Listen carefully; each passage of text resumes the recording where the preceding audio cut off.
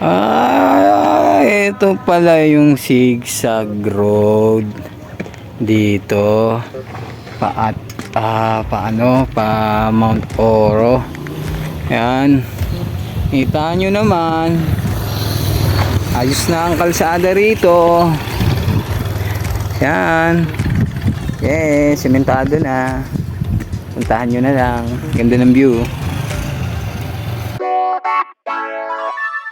Yo, what is up? Magandang buhay. At nakita nyo naman sa intro kung saan tayo papunta ngayong araw na to. At yan, alas 6 nga ng umaga ay nag-ride out na kami at nag-antay lang kami saglit dito sa may 7-Eleven para sa iba pang mga makakasama namin sa ride na to. Nang dumating ang ilan sa mga makakasama namin ay binaybay na namin ang kahabaan ng sumulong. Dito pa lang ay naiisip ko na mukhang mali yata ang naging desisyon ko.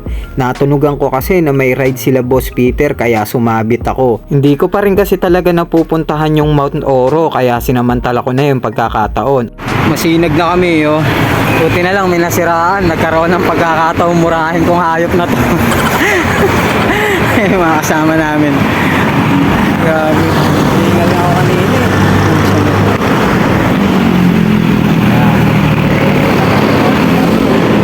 pagod na yung bike ko. Hindi pa man din kami nakakalayo ay may naplatan uli sa kasama namin. Well, ganyan naman talaga sa ride, hindi mo mahuhulaan kung ano pang pwedeng mangyari. Palapit na kami ng palapit sa aming pupuntahan, pero bago yon ay napagpasyahan muna namin kumain dito nang sa ganon ay meron kaming gamiting lakas sa pagpadyak sa aming pupuntahan. At sila nga pala yung mga nakasama ko sa ride na to. Shoutout sa inyo mga master. Matapos namin kumain ay rekta padyak na. Unang entrada, medyo rough road at wala tayong idea sa pupuntahan pa natin dahil first time nga natin ito. Dito ay bumungad naman sa amin ang ahon at simentadong kalsada. Sa pagkakataon na to, napag-isip-isip ko na medyo mali yata ako ng desisyon sa pagsama sa kanila. Hindi lang kasi ito basta-basta ride sa kanila. Sa katunayan ay nag-iinsayo sila at itatrack read nila yung ruta na pagdadaanan nila sa Sikad Race. At dahil kating-kati na rin akong mapuntahan ng Mount Oro, ay wala na rin akong choice kundi pagdaanan tong mararanasan ko sa kanila. Kita mo naman kasi tila mga dancer na sinasabay ang kembot at yugyug sa tugtog. Simula sa pinakataas sa katawan hanggang sa pababa sa balakang. Everybody now! Shake it, let's go! Kahit mali yung desisyon, ganyan naman kaganda yung tanawin, hindi tama pa rin.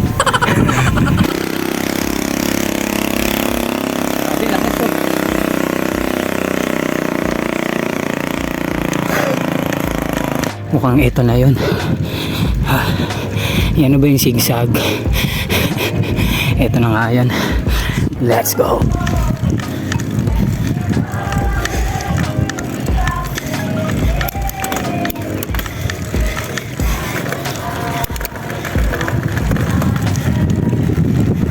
Tayo kuha sa kabila.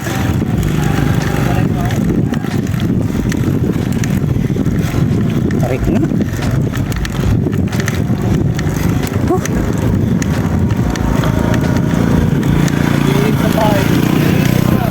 Ayun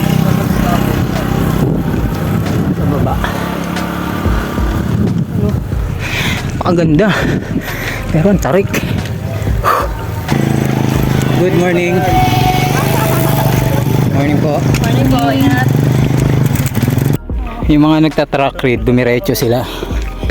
Ako, nagpahinga ako, tukod ako Yan ang dulas. Pag nagkamali ka, sira momentum mo. Kaya, magano ka na lang. Safety first na lang. Yan, ganyan.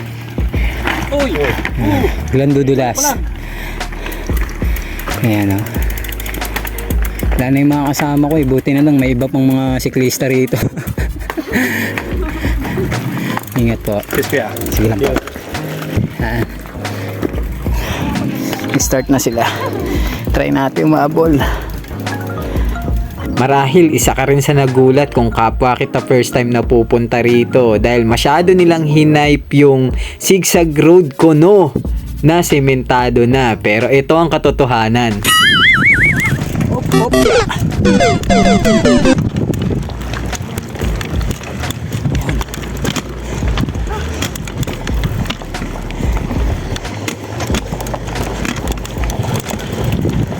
you, sir.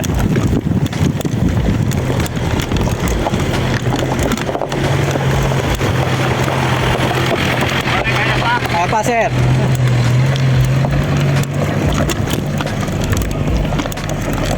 Ha!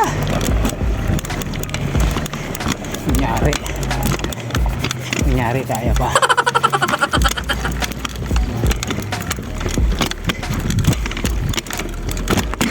Shit eh. Ha? Ako lang inaantay. Ako na, kaya ako maghanap ng mga bagong kaibigan. Na sir? Tayo. Chicks pa.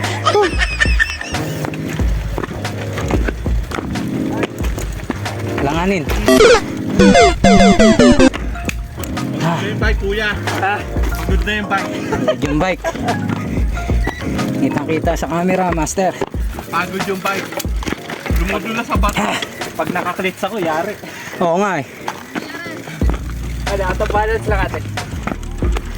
Safe pa naman. Hanig jabon. Kailangan nyo may lusong pa. Simentado na pala yung Mount Oro.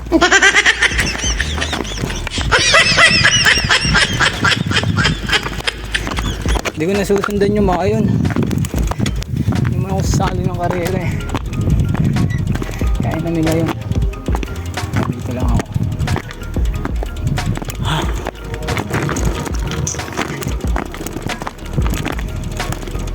Saan kaya excited? Yeah. Wala na yung mga kasama ko. Hindi na ako magtatangkang bikin yan at baka magkamali pa. Hanggang sa marating ko lang ang signage ng Mount Oro. Okay na ako dun. Yung mga kasama ko kasi maglalaro yun sa sa Sikad. Kaya nagta-track ride sila. No? Let's go. Solid din talaga yung hirap eh. Pag nandito ka na sa tuktok eh. Grabe. Ang sarap na lang mag-teleport pa uwi. Ayan o. Doon kami galing sa pinakababa na yan. Yan. Dito ako ngayon kasalukuyan. Inaanamnam lang. Ang ganda ng tanawin. Na naaaninag ng aking mga mata. Grabe, sarap dito. Solid.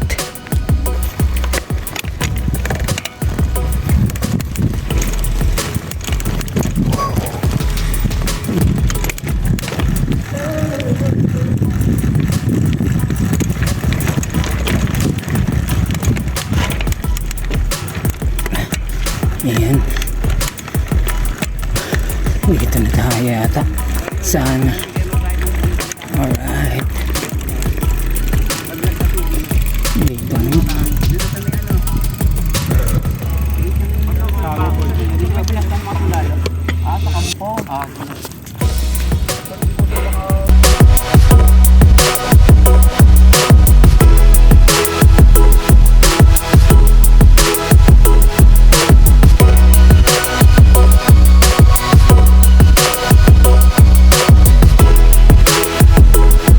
Spotted nga pala dito sila Idol Shane Yao. Syempre hindi natin pinalampas ang pagkakataon na makapagpa-picture sa kanya.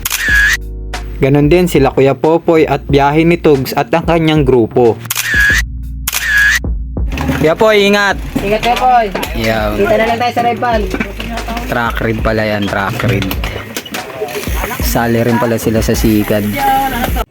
Lugi sa inyo, nag-tricycle kayo. Tricycle si Kupal oh. Saan sila nakasakay? Tapos naka-Strava yan. Huling-huli ka ngayon boy. O yung ahon natin, Hanip ka. yung ahon kanina. Ganyan pala ginagawa niyan. Boss Pete! Naka-Strava ka? Galing mo. O, kita nyo, nakita nyo na ang kakupalan niyang tao na yan ha. Kaya sa ahon, 20. Kaya pala wala iya sa ahon niya. 25. May katwiran ka naman pala kaya ka nagta-tricycle no? Flat eh. Kaya pala nag-tricycle. Dalawa yung biktima. Yan guys. Palakasan ng bomba. Bomba! Ito medyo matigas na. Sayado. Sayado. Sayado. Tapos dito, medyo na liha-liha lang muna. Eh, sa mga masisiraan dito, may bike repair na pala rito. Yan, kanya-kanyang bomba lang. Ako, busog na ako sa tambay dito. Kawawa lumusong, ang lalaki ng bato. Ganda dulas-dulas, wala na naman akong kasama. Iyo, nauna na ako sa kanila. Bali, doon na lang ako mag-aantay sa may kinainan namin kanina. Kasi meron pa silang iikutan na kasama sa ruta ng sasalihan nilang karera. At hindi ako kampante. Mahirap na baka mamaya mapahamak pa, medyo madulas yung mga dinaanan.